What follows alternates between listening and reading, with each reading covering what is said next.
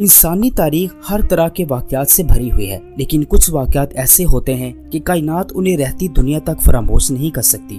انہی واقعات میں سے ایک واقعہ میدان کربلا میں حضرت امام حسین کی عظیم شہادت بھی ہے۔ کہا جاتا ہے کہ جب سے اللہ تعالیٰ نے اس کائنات کو وجود بخشا ہے، اس وقت سے لے کر آج تک اور شاید قیامت تک کوئی ایسا واقعہ نہیں ہوا کہ جس پر خود تاریخ کو بھی رونا آ گیا ہو۔ لیکن سیدنا حضرت امام حسین کی شہادت ایک ایسا دردناک واقعہ ہے کہ جس پر انسانی تاریخ بھی ہچکیاں لے لے کر روتی ہے۔ اس میں ایک طرف ظلم، بے وفائی، نسل کشی کے ایک ایسے البناک اور دردناک واقعات ہیں کہ جن کا تصور کرنا بھی آج کل ہم جیسے لوگوں کے لیے ناممکن ہے۔ حضرت امیر معاویہ کی وفات کے بعد جب تخت خالی ہوا تو یزید نے فوراً اپنی خلافت کا اعلان کر دیا، کیونکہ وہ پہلے سے ہی ولی عہد مقرر ہو چکا تھا۔ اس لیے اس نے حضرت امام حسین سے بھی اپنے ہاتھ پر بیعت کرنے کا مطالبہ کر دیا، لیکن حضرت امام حسین نے کسی کی پرواہ کیے بغیر اس بات کا سرعام اعلان کر دیا کہ یزید خلافت کا اہل نہیں ہے، اس لیے اسے خلیفۃ المسلمین نہیں بنایا جا سکتا۔ یزید کو جب اس بات کا علم ہوا تو اس نے والی مدینہ ولید بن عتبہ کو خط لکھا کہ وہ حضرت امام حسین کو میری بیعت پر مجبور کرے۔ ولید کے پاس جب یہ خط پہنچا تو وہ فکر میں پڑ گیا کہ اس حکم کی تعمیل وہ کس طرح سے کرے۔ اس نے سابق والی مدینہ مروان بن حکم کو مشورہ کے لیے بلایا۔ اس نے کہا کہ اگر حضرت امام حسین یزید کے ہاتھ پر بیعت کر لیں تو ٹھیک، ورنہ ان کو یہیں پر قتل کر دیا جائے۔ مروان نے حضرت امام علی مقام حضرت امام حسین کے سامنے ولید سے کہا کہ ابھی حضرت امام حسین تمہارے ہاتھ میں ہے، اس لیے ان سے درگزر نہ کرو، اگر یہ تمہارے ہاتھ سے نکل گئے تو پھر دوبارہ کبھی تمہارے ہاتھ نہ آئیں گے۔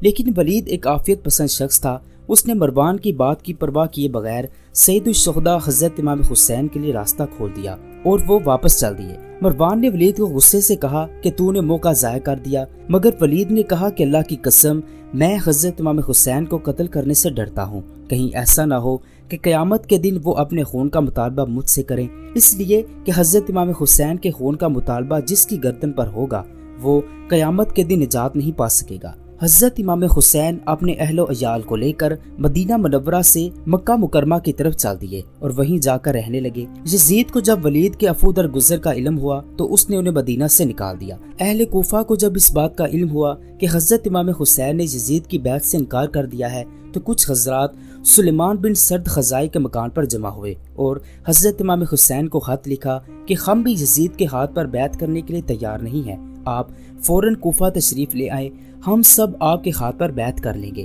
اور یزید کی طرف سے مقرر کیے ہوئے کوفہ کے امیر حضرت نعمان بن بشیر کو یہاں سے نکال دیں گے۔ اس کے 2 دن بعد انہوں نے ایک اور خط حضرت امام حسین کی طرف لکھا جس میں یزید کے خلاف شکایتیں اور آپ کے ہاتھ پر بیعت کرنے کا یقین دلایا گیا تھا۔ اس کے ساتھ ساتھ کچھ لوگ بھی آپ کی خدمت میں بھیجے جن سے متاثر ہو کر حضرت امام حسین نے بڑی دانش مندی سے کام کیا۔ بجائے خود جانے کے اپنے چچا زاد بھائی حضرت مسلم بن عقیل کو کوفہ روانہ کیا اور ان کے ہاتھ یہ خط لکھ کر اہل کوفہ کی طرف بھیجا کہ میں اپنی جگہ اپنے چچا زاد بھائی حضرت مسلم بن عقیل کو بھیج رہا ہوں تاکہ یہ وہاں کے حالات کا جائزہ لے کر مجھے ان کی اطلاع دیں، اگر حالات درست ہوئے تو میں فوراً کوفہ پہنچ جاؤں گا۔ حضرت مسلم بن عقیل نے جب چند دن کوفہ میں گزارے تو انہیں اندازہ ہوا کہ یہ لوگ سچ میں یزید کی بیعت سے متنفر اور حضرت امام حسین کی بیعت کے لیے بے چین ہیں۔ انہوں نے چند ہی دنوں میں اہل کوفہ سے 18,000 مسلمانوں کی حضرت امام حسین کے لیے بیعت کر لی اور حضرت امام حسین کو کوفہ آنے کی دعوت دے دی۔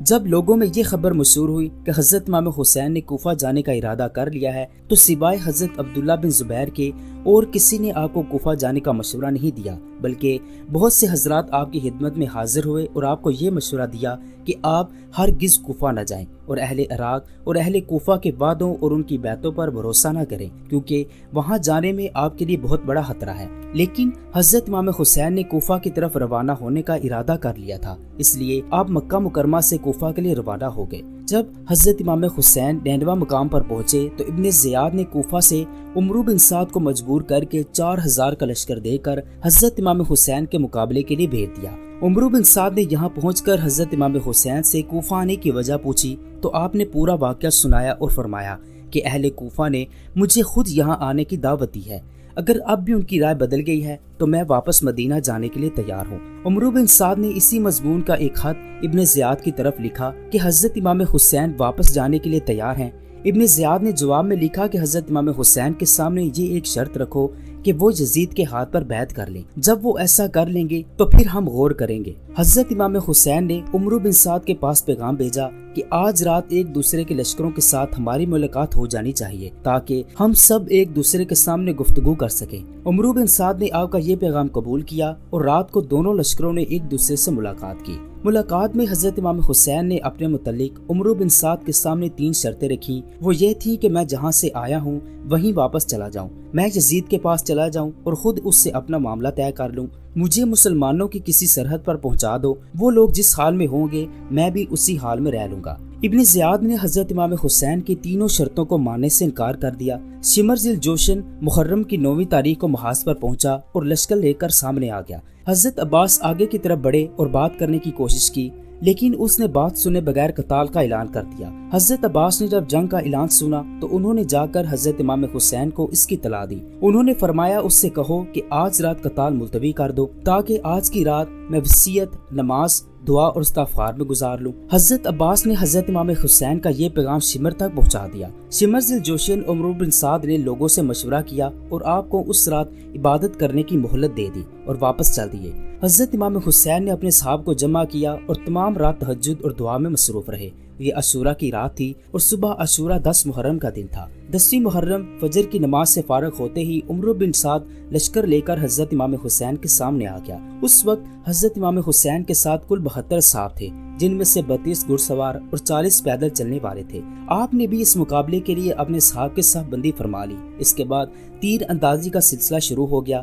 حضرت امام حسین کے اکثر ساتھی شہید ہوئے۔ دشمن کے دستے آپ کے قریب پہنچ چکے تھے، یہاں تک کہ قبیلہ کندہ کا ایک شخص مالک بن نصیر آگے بڑھا اور اس نے حضرت امام حسین کے سر مبارک پر حملہ کر دیا، جس سے آپ شدید زخمی ہو گئے۔ اس وقت آپ نے اپنے چھوٹے صاحبزادے حضرت عبداللہ بن حسین کو اپنے پاس بلایا اور ابھی اپنی گود میں بٹھایا ہی تھا کہ بنو اسد کے ایک بدنصیب شخص نے ان پر ایک تیر چلایا، جس سے وہ بھی شہید ہو گئے۔ حضرت امام حسین نے اپنے معصوم بچے کا خون دونوں ہاتھوں میں لے کر زمین پر بکھیر دیا اور اللہ تعالیٰ سے دعا کی کہ اے اللہ، تو ہی ان بدبخت اور ظالموں سے ہمارا انتقام لینا۔ اب حضرت امام حسین کی پیاس حد کو پہنچ چکی تھی۔ آپ پانی پینے کے لیے دریا فرات کے قریب تشریف لے گئے۔ اس کے بعد شمر ذی الجوشن 10 آدمی اپنے ساتھ لے کر حضرت امام حسین کی طرف بڑھا۔ آپ اس وقت پیاس کی شدت سے نڈھال اور زخموں سے چور ہو چکے تھے، اس کے باوجود دلیری سے مقابلہ کرتے رہے۔ بالآخر حضرت امام حسین شہید ہو گئے۔ شمر ذی الجوشن نے خولی بن یزید سے کہا کہ امام عالی مقام کا سر بدن سے جدا کر دو، مگر آگے بڑھتے ہی اس کے ہاتھ کام کر رہ گئے۔ آپ کے بدن مبارک پر 33 زخم نیزوں کے، 34 زخم تلواروں کے اور کئی دوسرے زخم تھے۔ حضرت امام حسین اور ان کے 72 شہداء کو ایک روز بعد اہل غازریہ نے سپرد خاک کر دیا تھا۔